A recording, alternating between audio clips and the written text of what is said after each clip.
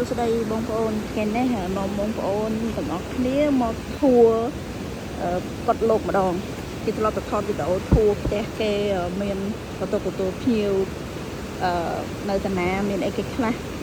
មានបន្ទប់ដាក់កៅអៅមានអីឥឡូវខ្ញុំមកបងប្អូនមកធួកត់លោកម្ដងកត់លោកនេះគឺនៅលើភ្នំបងប្អូនលោកគង់នៅតែឯងទេនៅកន្លែងនេះខ្ញុំដើរមកមិញហ្នឹងគឺសួនបន្លែរបស់លោកមានតាំងពីដើមផ្កាមានតាំងពីបន្លែមានដលងមានដំណាំអីគ្រប់យ៉ាងដែលលោកដាំសម្រាប់ចិញ្ចឹមជីវិតពោះនៅលើភ្នំនេះអត់មានញាតិញោមមកប្រគេនចង្ហាន់នេះទេអញ្ចឹងបើសិនជាអត់ដាំអញ្ចឹងទេគឺលោកពិបាកអត់មានចង្ហាន់ឆាន់ទេហើយកន្លែងនេះតុកនេះគឺសម្រាប់ពេលល្ងាចឬក៏ពេលព្រឹកពេលចង្ហាន់ព្រឹកហើយលោកគង់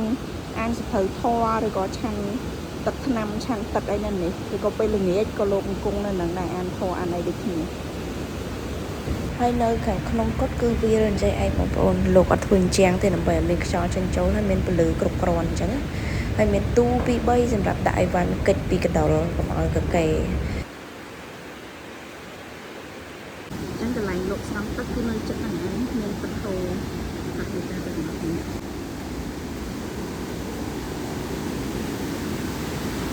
ទឹកធំបងប្អូនដោយសារភ្លៀងហើយពេលទឹកភ្លៀងហើយនេះវាទឹកខ្លាំងមែនចុះអត់កើតទេលោករៀបចំមកស្រង់ទឹកដែរប៉ុន្តែអត់កើតដោយសារទឹកខ្លាំងពេក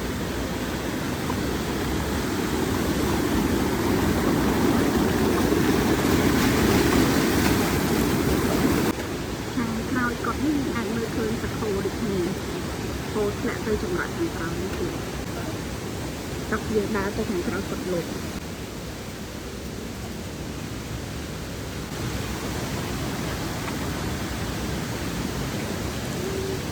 ទឹកហូរខ្លាំងណាស់ទោះបីតែប្រឡោះផ្លូវដើរនេះក៏មានទឹកហូរដែរ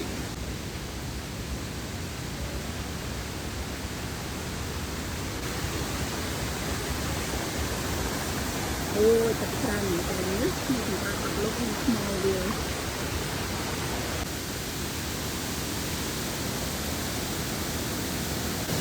ហើយខាងក្រៅគាត់មានរូបសំណាក់ព្រះបាទវេស្សវណ្ណនិង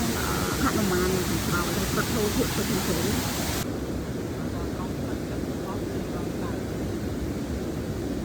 ហើយកន្លែងចុងក្រោយយើងចង់ដឹងថាលោកនៅលើភ្នំទៅបន្ទប់ទឹកមិនអីមិនញោមបន្ទប់ទឹកលោករៀបចំយ៉ាងស្អាតអត់មានពិបាកទេអញ្ចឹងផ្លូវនេះយើងដើរទៅនៅជិតសួនដំណាំរបស់លោកហ្នឹងយើងទៅដល់បន្ទប់ទឹកហ្មងមានទាំងអក្សរអង់គ្លេសទៀតចា toilet អញ្ចឹងធួរនៅកត់លោករបស់យើងមានតែប៉ុណ្្នឹងទេអរគុណច្រើនបងប្អូនជម្រាបលា